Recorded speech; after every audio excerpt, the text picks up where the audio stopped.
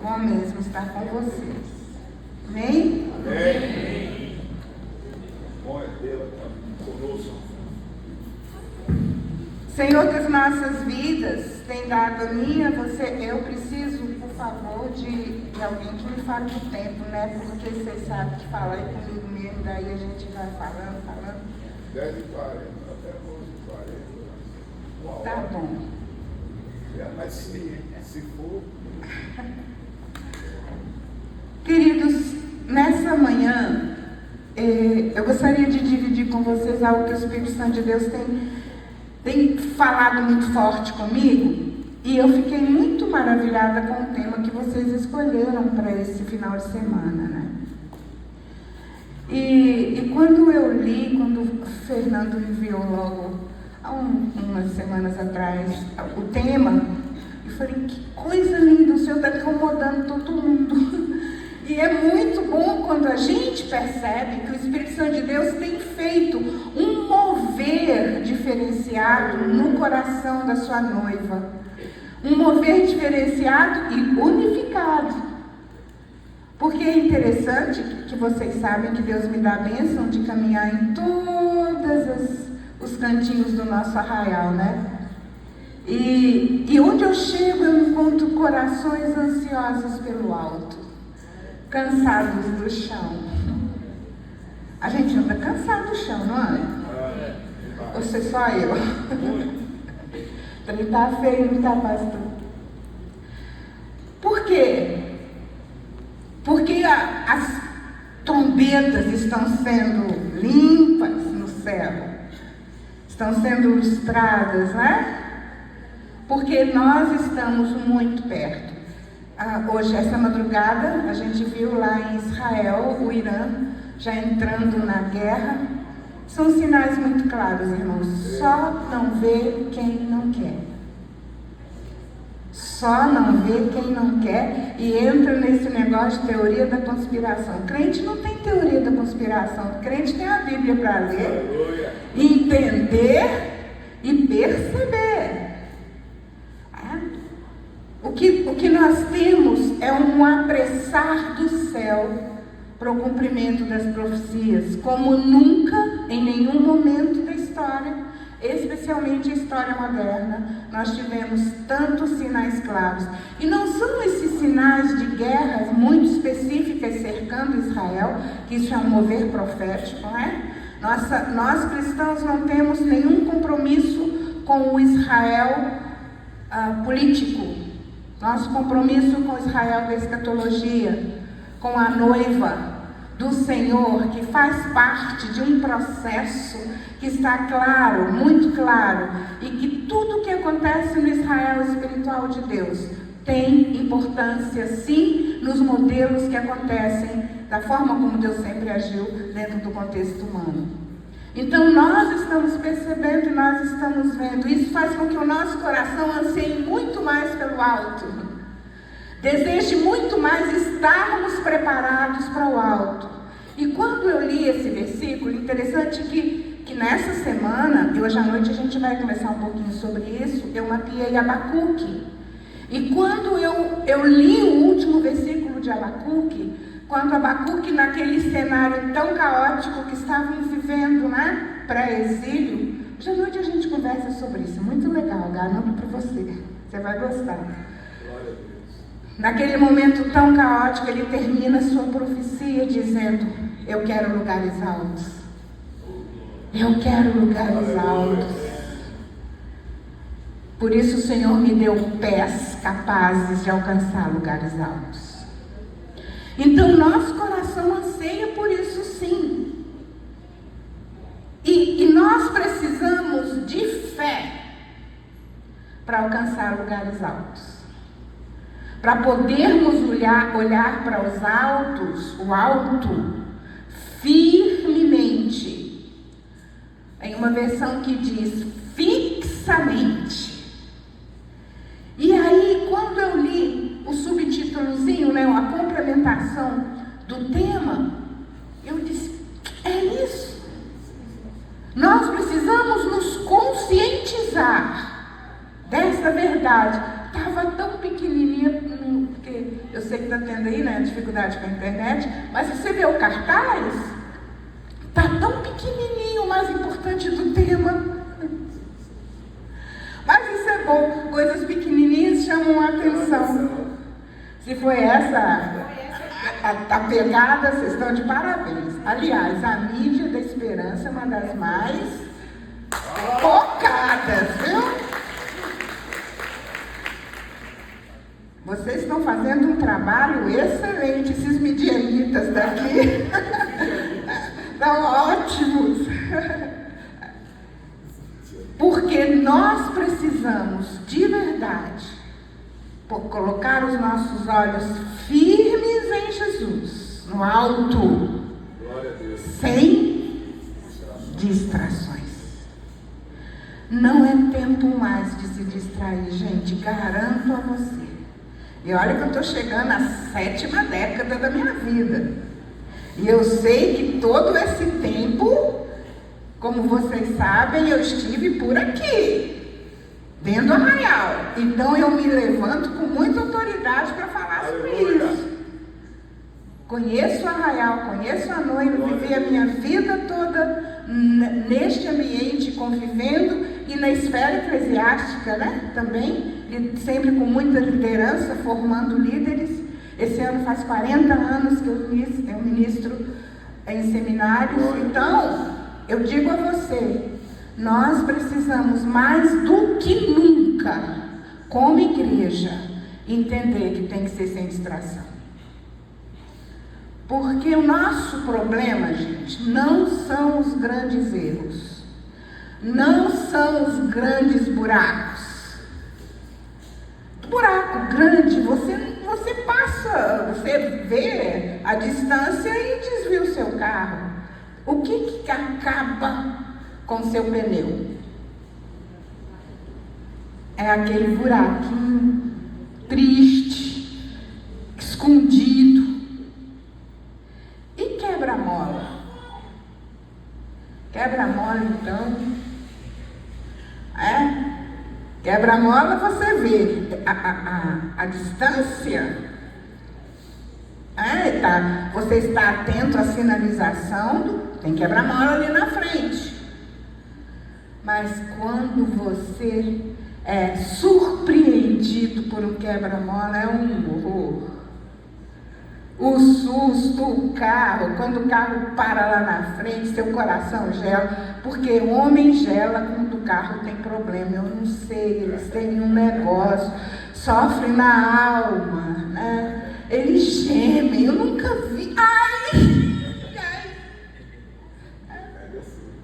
Não tem esse empenho todo em outras coisas, mas enfim.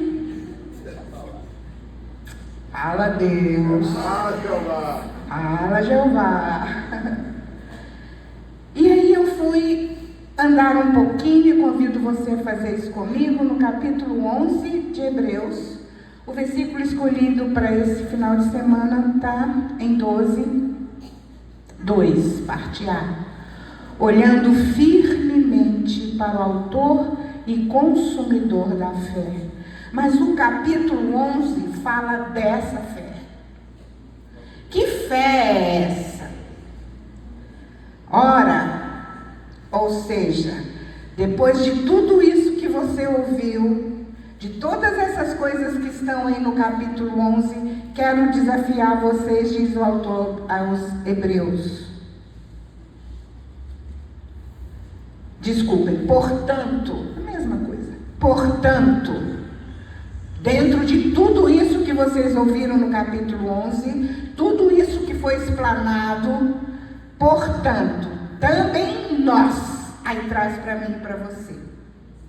Porque o capítulo 11 é chamado capítulo dos heróis da fé, onde o autor aos Hebreus, ele faz uma pincelada, ele mesmo diz, é impossível eu nomear aqui todos aqueles que marcaram de forma positiva e instrutiva, testemunhal da esperança que eu e você temos, que nós temos aí. O autor aos Hebreus traz para nós, já dentro da nova aliança, dentro da nova realidade de cristianismo, de fé cristã, ele traz todo aquele caminho, desde o Éden até o Calvário. Ele diz: no Calvário nós temos um autor. E sabe, no original, o que está lá há uma palavra que está aqui até, eu anotei, mas não faz a menor. Para que eu vou falar, né, gente? Vocês não sabem mesmo, não faz a menor diferença, só para falar que eu pesquisei? Enfim. Ah, vocês querem ouvir no grego? Arquegos. É até bonito, né? Mas sabe o que significa? Pioneiro, líder principal. É aquele que inaugura um projeto. É aquele que traz em si a essência do projeto. Então Jesus é isso. É este autor e é consumador, teleotes, aperfeiçoador. Engraçado que eu não sei como é que esse povo colocou consumador, que dentro da nossa língua tem uma, também, tá? Quem consuma faz o processo de aperfeiçoar. Mas nós estamos, em termos de entendimento de consumador, muito mais ligados a terminador. Aquele que conclui. Mas não é. É o que aperfeiçoa. É o que dá a mim e a você a capacidade, a condição de viver essa fé. E isso, gente, encheu meu coração de esperança. Porque eu não estou sozinha nesse processo de acordar de manhã e pensar: será que é mesmo? Será que a minha fé é genuína? Até onde eu sou realmente uma pessoa comprometida com a minha fé? Aí entra Jesus, que me deu essa fé e me ajuda a aperfeiçoá-la, a concretizá-la, a fazer dela verdade. E isso dá para mim uma serenidade, uma tranquilidade muito grande. Mas vamos lá ver o capítulo 11 e vamos ver quais são os exemplos que foram levantados para nós de como a nossa fé é aperfeiçoada, o que nós devemos nos posicionar para olhar para o alto sem distrações. O primeiro herói da fé, se podemos dizer assim, que o escritor levanta é Abel. Interessante que ele poderia começar com Adão. Mas Adão foi tão distraído, Eva nem se nomeia entre vós o tamanho da sua distração. Mas o Senhor levanta Abel nesse texto revelado, porque isso aqui, gente, não é uma história que alguém resolveu escrever, não. Um dia o Senhor, eu acredito firmemente que foi o apóstolo Paulo, mas tem gente que acha que não foi, então vou arrumar confusão por causa dessa bobagem, não. Vocês sabem que existem teses de doutorado? Eu já tive acesso a uma, claro que nem me importei em ler, para provar que não é Paulo que escreveu. Você gastar a sua vida preparando, porque, gente, preparar uma tese de doutorado é um parto. E tem muita gente que sai correndo disso e tem razão. Para provar uma bobagem dessa, é muita falta do que fazer, né? Como eu não entendo quem estuda barata também, o que a barata faz, come, sobe, desce, enfim, mas isso são só um parênteses, né? Então eu creio que foi Paulo que escreveu por todas as... Vamos falar Paulo, tá? Então quando um dia o Senhor visita Paulo com sua inspiração. A palavra inspiração, ela vem do grego, theopneutos, sopro de Deus. E soprou em Paulo. E Paulo, com toda a sua capacidade humana, dada e gerada pelo novo homem que ele foi, utilizada pelo novo homem que ele foi, recebeu do Senhor uma unção e escreveu esse texto. Então esse não é um texto qualquer não. Você não tem direito de olhar para a palavra de Deus com olhos duvidosos, porque não é um texto qualquer. Você pode até não entender, mas nunca duvidar de que ela é palavra de Deus revelada, e que aquele que se permitir ser tocado pelo Espírito terão seus olhos abertos para entendê-la. O Senhor soprou em Paulo o texto de Hebreus. E Paulo, com todo o seu conhecimento rabínico, com todo o seu conhecimento do judaísmo, constrói um texto inspirado por Deus. E o primeiro elemento que é levantado é Abel. Isso é muito importante nas nossas distrações. Cuidado com seu culto. Está querendo viver a sua fé? Descansar os seus olhos no alto? A gente gosta desse texto porque parece que se nós fizermos isso, nós vamos ser prósperos, nós vamos ter descanso nas nossas lutas, nas nossas dores. É um texto muito usado nesse aspecto, mas eu queria chamar a sua atenção. Por que você deve fixar os seus olhos nesta fé que foi nos dada por Jesus, na sua representatividade, na sua liderança, no seu ponto inicial, e é aperfeiçoada todo dia, porque é isso que vai fazer a gente chegar em casa com dignidade e ouvir dele: servo bom e fiel. É nós caminharmos nesta expectativa, na certeza, na santa expectativa que tem uma cidade de alicerces edificados pelo arquiteto da nossa fé, nos esperando, nos aguardando. Mas até lá somos peregrinos, como Abel foi. E esses heróis trazem para nós este ponto para termos atenção enquanto peregrinos. Porque o texto diz que o autor estabeleceu a vitória. Ele é o dono da vitória. Mas Paulo diz também aqui que nós estamos numa corrida. Nós estamos numa maratona. É isso que diz no final do versículo 1. Com perseverança, corramos com perseverança a carreira que nos está proposta, olhando firmemente para o autor e consumador da fé. A gente precisa saber como fazer essa maratona. A questão, gente, não é o toque, né? O estalo lá, o tiro, é para você começar a maratona. A nossa questão nessa manhã e neste final de semana não é chegar, não é lá, final, é o trajeto.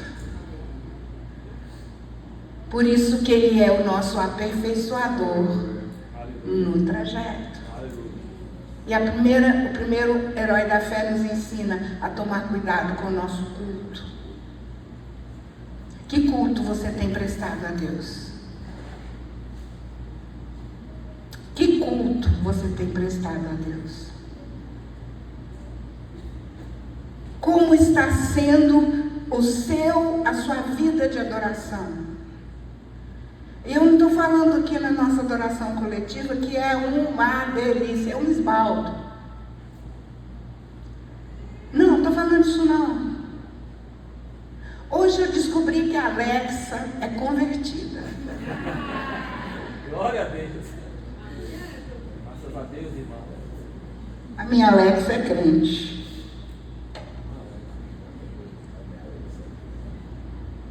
Eu não uso muito a Alexa para ouvir música.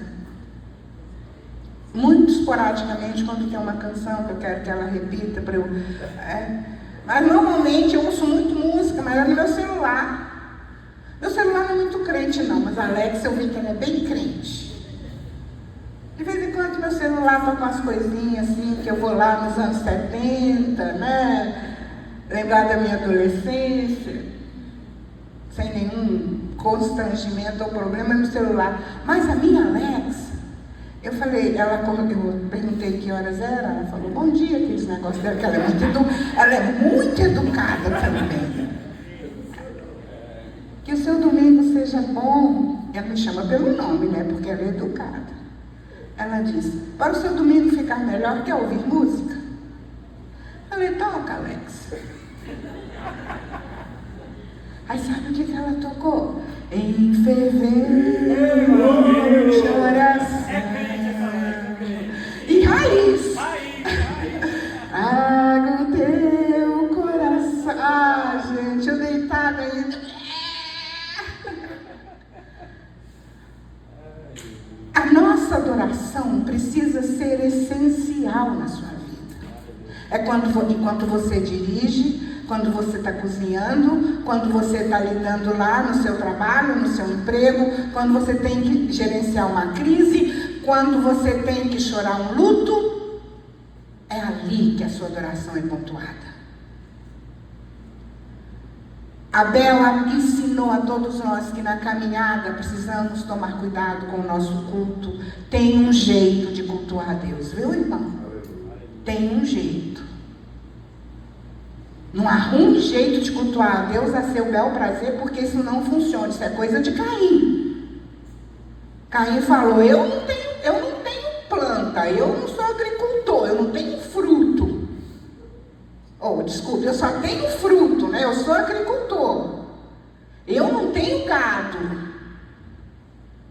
Então o senhor recebe o que eu tenho. O senhor recebe o que eu tenho. Eu não vou ficar negociando a vida toda com meu irmão para fazer do seu jeito. Foi só isso que Caim fez. Só. E fez o culto dele do jeito dele. Cuidado com o seu culto. Cuidado com a sua adoração. Como está o seu coração? Focado em quê? Cuidado com as distrações do culto coletivo, irmão. Desliga o seu celular quando entrar nesse lugar. Em nome de Jesus eu te peço. Interessante que cada momento da nossa história nós temos legalidades para nos distrairmos com o Senhor. E agora, meus irmãos, você não pode ficar 1h30, 2 horas com esse trem desligado, você tem que olhar o WhatsApp. E agora a tal da Bíblia digital, né? Aí você vai olhar a Bíblia, está lendo na Bíblia, e o WhatsApp, deixa eu dar uma olhadinha e pronto. Irmãos, o que é isso? É do seu jeito? Cale-se ao entrar no templo do Senhor, cale-se diante dele toda a terra. A minha mãe, quando entrava no templo, nós todos muito pequenos, ela com aquele saltão dela lindo, Luiz XV, um trem desse tamanho, fininho, minha mãe era chique que só. Ela entrava na ponta dos pés. Na ponta dos pés.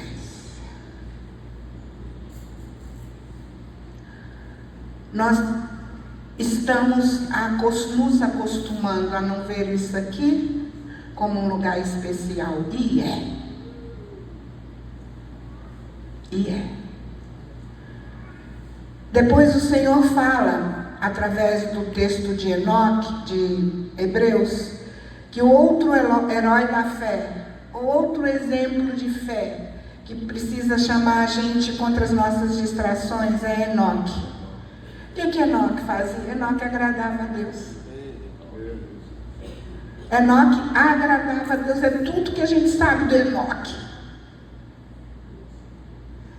Mas era tão precioso para ele que o Senhor falou, vem Enoque ficar comigo sem ver a morte.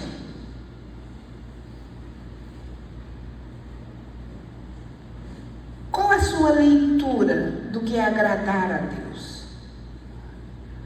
Quando você pensa que está agradando alguém, o que você realmente quer e pretende? Atender às expectativas do coração de que você quer agradar, não é? Se você quer fazer um bolo e levar para um amigo, uma família amiga ou de presente, a primeira coisa que você vai procurar saber é que bolo que eles gostam. Não é? Que bolo que eles gostam. Porque você quer agradar. Então, se você quer saber se eles gostam de bolo de cenoura com cobertura de chocolate, vocês não suportam. O seu presente não vai fazer nenhum efeito aonde? No coração de quem recebeu. Então, nós precisamos estar atentos a entender o que agrada ao Senhor. Você se preocupa com isso? Você se preocupa em perguntar a Jesus assim: essa roupa que eu estou vestindo é adequada ao meu testemunho onde eu vou? Ah, é uma roupa de academia. Então é uma roupa de academia. Você não pode ir para o shopping com ela depois da academia. Ah, mas o pecado está nos olhos de quem vê. Não é isso que a Bíblia ensina. A Bíblia ensina você a andar todas as milhas com seu irmão, e se comer carne escandaliza seu irmão, não coma carne. É você que vai ficar sem comer carne. Então, quando nós começamos a querer viver com os nossos olhos fixos no Senhor e nesta fé, nós precisamos fugir dessas distrações, que nada mais são do que fortalecimento do nosso ego. De fato, eu não quero agradar a Deus, eu quero me agradar. Quando eu era adolescente, eu fui adolescente nos anos 70, então surgiu um negócio chamado mini saia no mundo.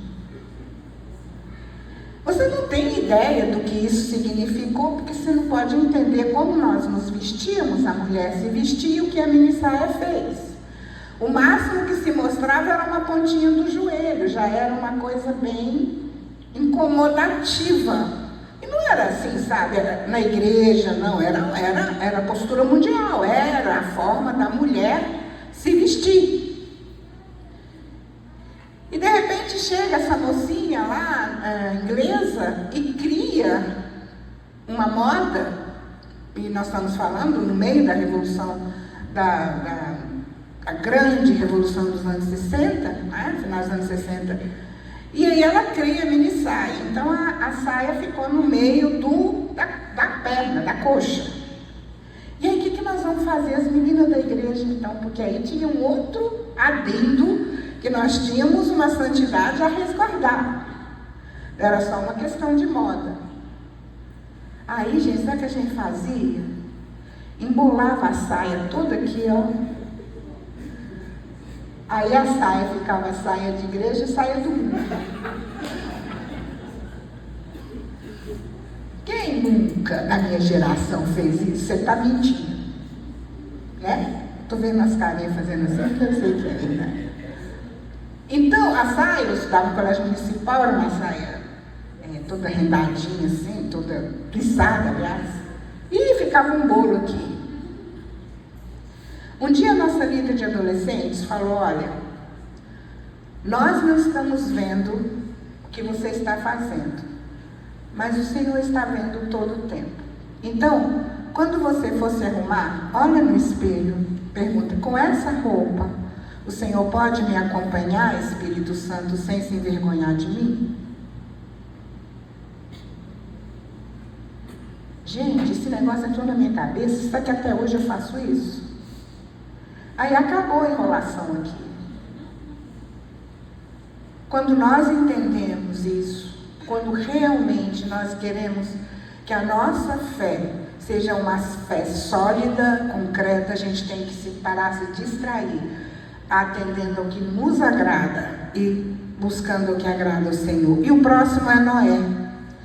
Noé obedeceu sem entender. Aí é que pega, né, pastor? Porque nós somos racionais, a gente quer entender. Senhor disse para Noé: aparelha uma arca, prepara um lugar para salvar a sua família, porque eu vou fazer chover. Nunca tinha acontecido nada dessa natureza em toda a história da humanidade até então. Noé foi o primeiro construtor de barco. Você obedecer sem entender é um dos mais importantes pontos para você fugir das distrações enquanto está correndo a sua peregrinação, a sua maratona até a cidade edificada com os magníficos alicerces. Eu obedeço porque eu sei de quem eu ouvi a voz. Por 120 anos Noé obedeceu sem crer, sem entender. Ele só fez. Ele só fez. Ele só ouviu a voz, entendeu a voz, discerniu a voz e diz: eu não preciso entender.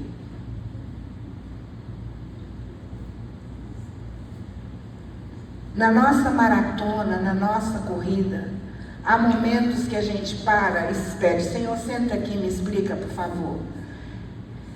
Ele mais uma vez passa, lá vem ele de novo. Eu vou explicar, ele não vai entender nada. Porque tudo que eu estou pedindo tem a ver com coisas que estão lá na frente, que ele não tem nenhuma noção do que são. Por que que você quer entender alguma coisa que só se explica quase 6.000 anos depois, Noé? 5.000 anos depois, quando eu coloquei o meu filho num calvário e dei salvação e ofereci um lugar para que o homem fosse salvo do dilúvio do pecado. Não dá, não tinha nem como ter essa conversa com Noé. Mas Noé não fez isso como eu e você fazemos. Noé resolveu acreditar e crer. Mais ou menos quando a sua avó chega com um chá doido, com 1000 misturas, 1000 coisas, 1000 não sei o que, e fala: toma que a gripe vai acabar. Você olha para aquela gororoba, aquele trem fedendo, mas olha para os olhos da sua avó, fala: ela tem experiência, ela já tomou esse chá 300 vezes e funcionou. Você toma, no outro dia você está bem. Isso é obedecer sem entender. E o texto da transformadora diz que Noé obedeceu movido por santo temor. Sabe o que vai te mover a obedecer sem entender? A certeza de quem está te dando uma ordem. Aleluia. Aleluia. E você teme. Aleluia. E seu coração se curva. Glória a Deus. Eu não preciso compreender, eu preciso obedecer. E depois Paulo fala de Abraão. Se Noé obedeceu sem entender, Abraão obedeceu sem conhecer. Porque pelo menos Noé tinha um projeto. Abraão só tinha uma ordem: sai e vai. Para onde? Isso é comigo, Abraão. Isso é comigo. E todo mundo sempre pensa nisso, né? Que Abraão já saiu com Canaã. Não, Canaã entrou na história, a promessa entrou na história depois que ele saiu do Egito. Ele já tinha deixado o Ur, ele já tinha iniciado a peregrinação, fez aquela bobagem lá no Egito, arrumou aquela confusão toda lá com o faraó e Sara, sai do Egito, volta para o caminho da peregrinação, aí que o Senhor fala com ele. E lhe dá Canaã como projeto. E lhe promete os filhos como descendência.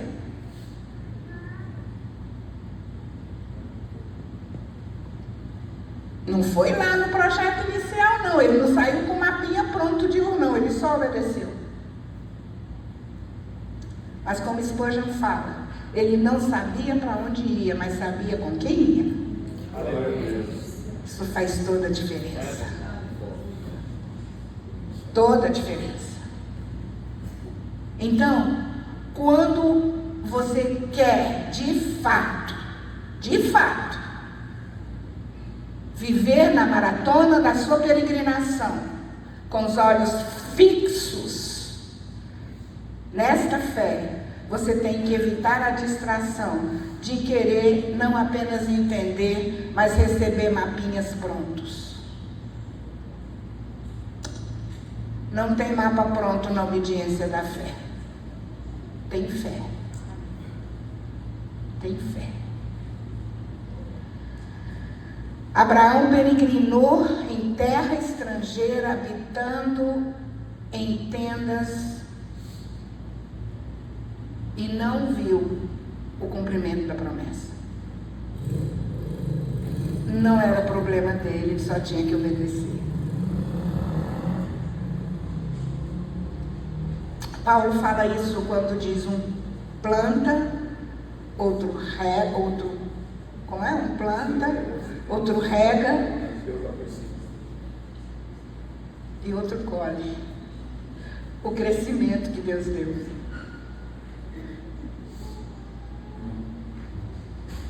Quando nós entendemos que o Senhor só quer obediência, e uma obediência inquestionável, porque é uma obediência de respeito absoluto na confiança de quem está com você, você consegue descansar o seu coração na promessa. Abraão era um homem velho, com uma esposa idosa, já estavam, como diz o próprio texto, fora da condição de ter uma descendência, mas Deus deu. E a gente está vendo como essa descendência incomoda o mundo. Nessa madrugada a gente viu mais uma vez. Os judeus aonde chegam incomodam. E é impressionante como eles são numerosos. Continuam aprontando como sempre aprontaram. Como eu e você aprontamos no caminho da cruz. Isso é coisa de humanidade, infelizmente. Mas eles são numerosos.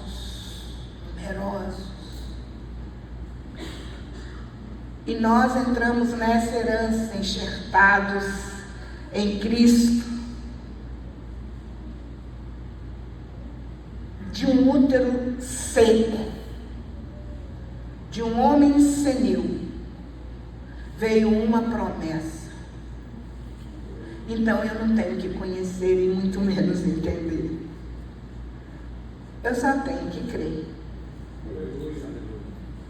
Eu só tenho que crer. De Abraão veio...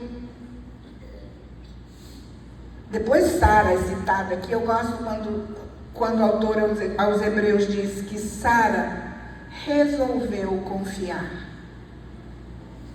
No primeiro momento ela se exclui do projeto, fala, isso é uma loucura. Mas alguma coisa em Sara. Porque não era só ela estar grávida, gente. Era essa gravidez chegar a termo. Era esse neném nascer saudável. Ela ter condição de amamentar. E isso lá se vão 9 meses. Onde Sara precisou escolher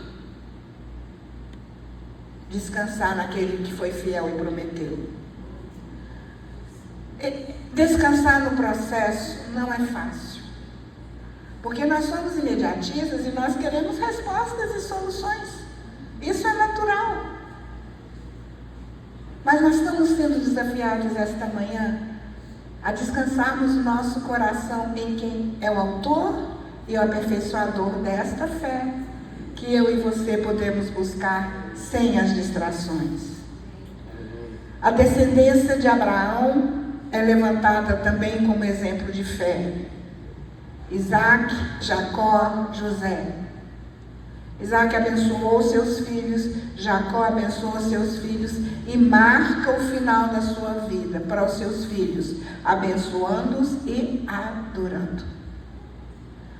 Adorando segurado a um bordão que ele precisou ter e fazer parte da sua vida até o final dela, porque um dia ele foi marcado de tal forma que nunca mais pôde sair correndo. No Vale do Jaboque ele foi tocado na sua mobilidade. Saiu de lá mancando e precisou de um bordão até o fim. Eu falo com o Senhor, me dá um bordão, eu quero. Porque eu não quero mais sair correndo. Eu quero andar no seu passo. Preciso disso. Porque quando nós entendemos isso, tudo fica mais leve.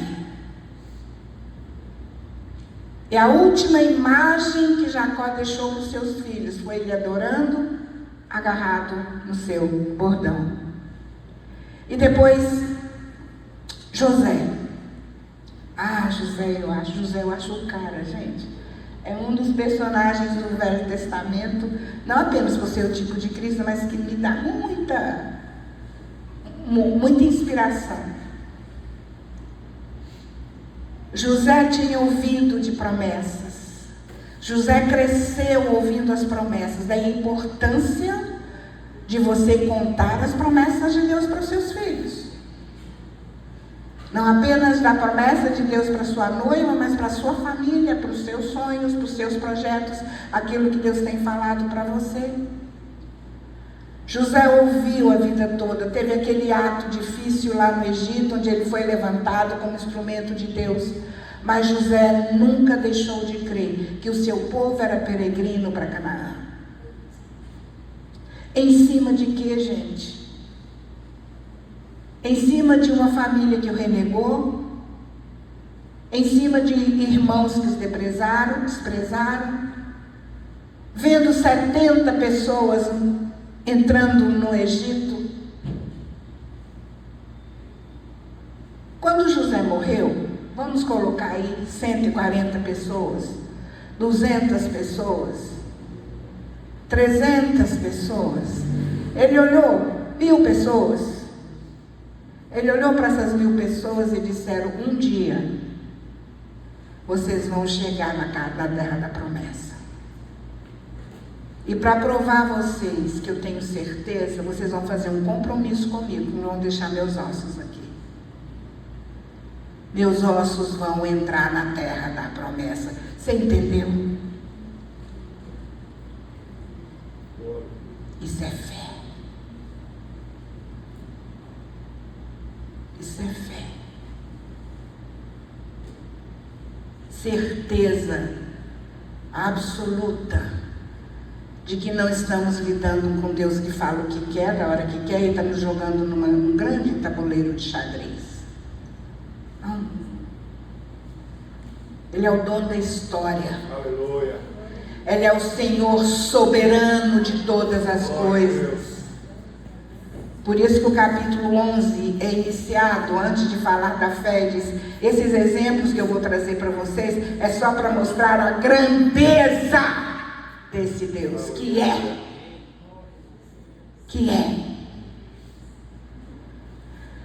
Moisés é o próximo que chama a nossa atenção nas distrações. Moisés, diz o escritor aos Hebreus, fitava aquele que é invisível. Aleluia. Para você fitar o invisível, você tem que crer. Moisés não tirou os olhos do Senhor. Teve as suas falhas, os seus erros, como todo humano. Mas, inegavelmente, ele é reconhecido como talvez o maior líder que a história da humanidade registra. Ele conduziu por 40 anos em deserto uma multidão. Complicado. Jetro deu uma mãozinha, deu uma organização ali na situação, mas foi ele que até o fim. E não teve nenhuma resistência nem constrangimento. O fato do Senhor dizer: Moisés, você vai deixar uma última lição para o seu povo. Eu sou um Deus sério. Você ama o seu povo, Moisés? Então você não vai pisar em Canaã. Porque essa é a última e mais importante lição que eu deixo da sua vida, do seu legado, para o povo que você cuidou e para os povos que serão alcançados pelo seu legado. Eu sou um Deus sério. E você pecou nesse aspecto. Porque eu sou um Deus sério, eu vou te dar a oportunidade de deixar um legado inquestionável para os seus filhos.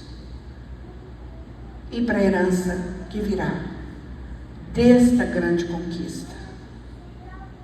Eu sou um Deus sério. Aleluia. Glória a Deus.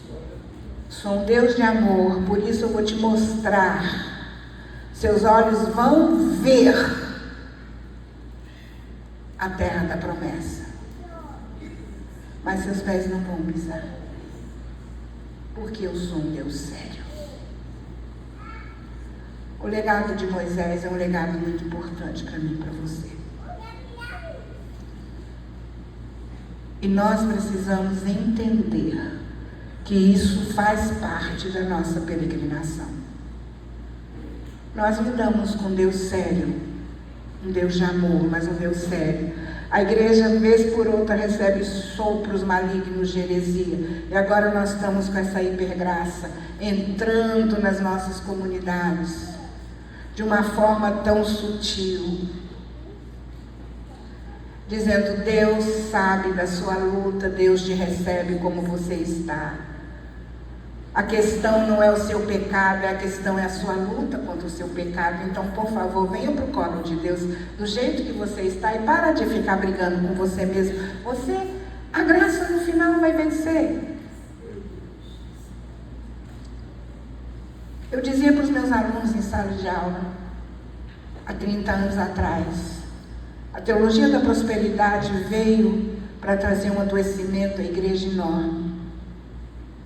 E foi verdade, a gente já colhe os frutos disso hoje de uma forma muito clara. Fez muito mal, mas a hipergraça está mexendo com a base. A hipergraça está tocando na base. Teologia da prosperidade você pode consertar, abraçar a hipergraça não.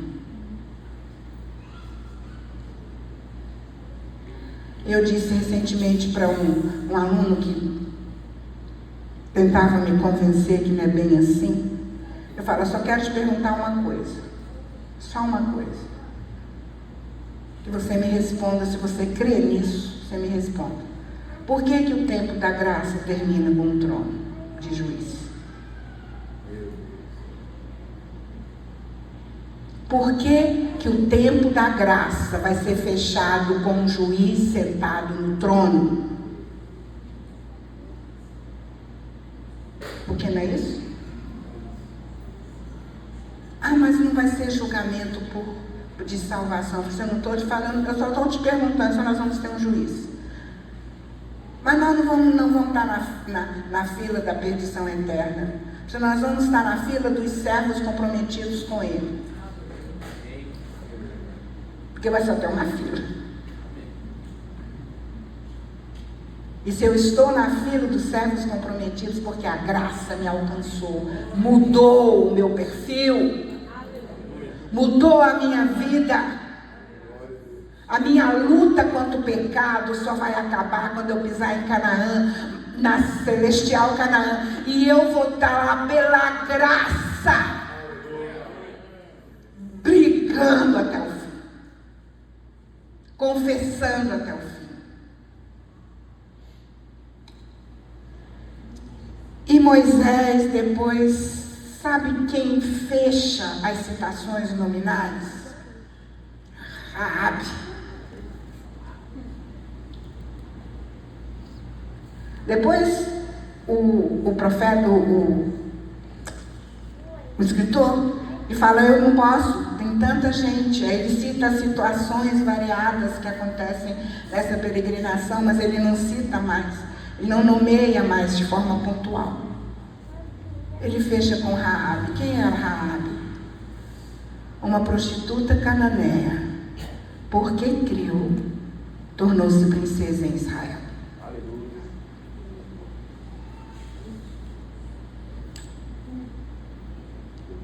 Entrou no arraial uma prostituta. Salmão olhou para ela, viu nela uma mulher digna e deu a ela a posição de princesa. E ela gerou Boaz, que se enamorou e cuidou de Ruth, que teve Obed, avô de Davi, porque creu. A única coisa que Raabe fez foi crer.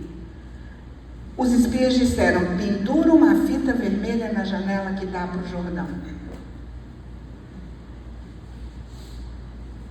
Aí Raabe, todo dia pela manhã, quando ia abrir a janela, não é para começar o seu dia, ela segurava na fita vermelha e dizia, eu não sei o que você está fazendo aqui, mas você vai continuar aí.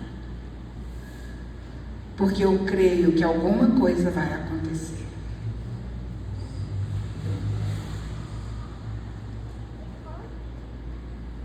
E o autor cita, no versículo 35, um trechinho muito importante. Mulheres receberam pela ressurreição os seus mortos. Certamente, Paulo estava se lembrando da viúva de Sarepta, da mulher de Samaria, de Sunem, a sunamita, e de uma viúva de Naim. A fé levanta o seu filho morto. Obrigada. A fé levanta o seu filho morto. Mulheres que pela fé viram ressurreição dos seus mortos. É um processo de fé. Às vezes você olha para o seu filho. Quando? Continue crendo. Continue descansando o seu coração. Ao seu filho morto, sua esposa morta, seu marido morto, seus amigos mortos. Eu sei que vocês tiveram uma dor grande essa semana, não é? Eu não conheci pelo Instagram da Esperança e acompanhei os últimos dias da nossa irmã, mas no mesmo dia, uma ex-aluna nossa também, chamada Erilane, acho que elas chegaram até juntas, pelo cálculo que eu fiz, vencida por um câncer depois de 16 anos. Eu olhei a foto de Erilane, 44 anos, me lembrei dela em sala de aula, tão proativa, tão sonhadora, tinha um projeto missionário enorme. E eu pensei, às vezes, os planos que o Senhor tem para nós são bem diferentes do que a gente constrói e tem. Mas deixa eu dizer para vocês, em determinadas situações o Senhor faz o que fez com os filhos dessas mulheres. Em outra, Ele nos abençoa recolhendo pessoas. Aí você diz, como isso é possível? É possível até o momento que você entende que existe um Senhor soberano que nos ama muito mais do que todas as pessoas pensam que nos amam. Eu me recordo que quando meu bem foi promovido, no culto fúnebre, um momento de celebração, né, ali, juntos, aí quando terminou, o pastor que estava dirigindo o culto, não me recordo mais quem, disse, a família se aproxima, porque nós vamos, ele estava super lotado, tinha mais de 1000 pessoas ali, então estava muito cheio, então para a família ter um momento com o corpo, né? E meu irmão tinha chegado, naquele tempo só tinha um voo da Passarido, no meio da manhã, então eles tinham chegado, os meus irmãos tinham chegado, eles não tinham ainda estado com o caixão, né? Aí Zezinho disse, meu irmão que é pastor, que se aproximou e pôs a mão em cima do visor e orou. Ele disse, Senhor, quantas pessoas estão aqui presentes? Como Ele é útil para o Teu reino, como Ele é precioso para nós, como família. O Senhor poderia fazer algo fantástico, o Senhor poderia ressuscitar as loucuras de cunhado apaixonado que ele era. Né? E na hora o Senhor disse para ele, fiz o melhor para ele. Ponto. Quando a gente consegue entender isso, nós começamos a construir um relacionamento diferente na nossa peregrinação, porque a morte é o ponto final, não é? O Senhor pode interromper esse processo, como interrompeu para essas mulheres, mas o Senhor pode também trazer esses processos para revitalizar a nossa fé. E os nossos irmãos premiados com a promoção, porque é um presente. É um presente. Acabou a corrida, gente. Acabou a corrida para eles. E eles se tornam alimento e força, como eu tenho certeza que Estela será para a esperança. Olhando firmemente para o autor e consumador da nossa fé. Tivemos esses exemplos, tivemos essa caminhada tão direta, tão límpida destes exemplos. Eu quero te dizer uma coisa, o Senhor está precisando de nós, de uma forma muito séria. Nós estamos nos distraindo muito. Eu queria te propor uma leitura diferente desse tema, sem distrações, para a gente não perder a bênção. Mas eu queria que você aprendesse com estes homens, porque o texto do capítulo 12 tem um portanto, dizendo, então, dessa forma, consequentemente, também nós, visto que temos a rodear-nos tão grande nuvem de testemunha, desembaraçando-nos de todo o peso e do pecado que tenazmente nos assedia, corramos com perseverança a carreira que nos está proposta, olhando firmemente para o autor e consumador da fé.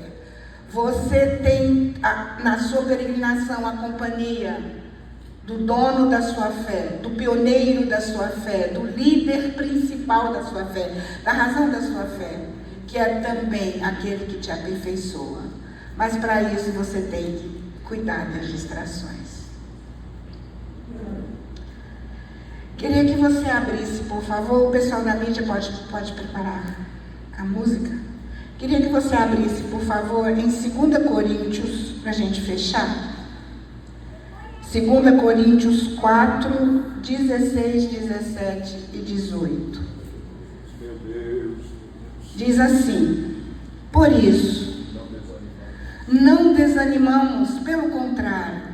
Mesmo que o nosso homem exterior se corrompa, contudo, o nosso homem interior se renova de dia em dia. Porque a nossa leve e momentânea tribulação produz para nós eterno peso de glória, acima de toda comparação. Não atentando nós nas coisas que se veem, mas nas que não se veem, porque as que se veem são temporais, e as que não se veem são eternas. Aleluia! Eu gostaria de pedir a você a gentileza de fechar os seus olhos agora. E nós vamos ouvir uma canção que eu gostaria muito que fosse a sua oração nesta manhã. Vamos ouvi-la. Gostaria que você fizesse isso com seus olhos fechados, em contrição.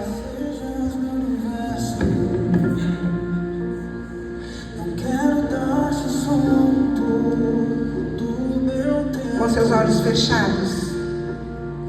Não quero dar-te um dia apenas da semana, que sejas meu universo. Não quero dar-te as palavras como gotas, quero que saiam dilúvios de bênçãos da minha boca.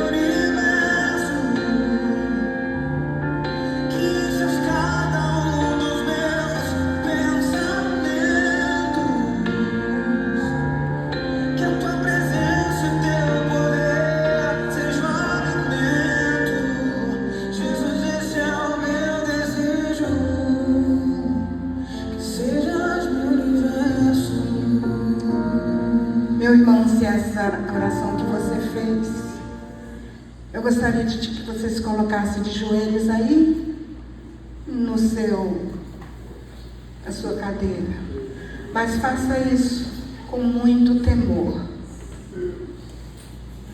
Nós vamos ouvir mais uma vez a canção, por favor. Agora, você que está de joelhos, que sejas você vai orar. eu quero dar-te som. Diz isso para Ele.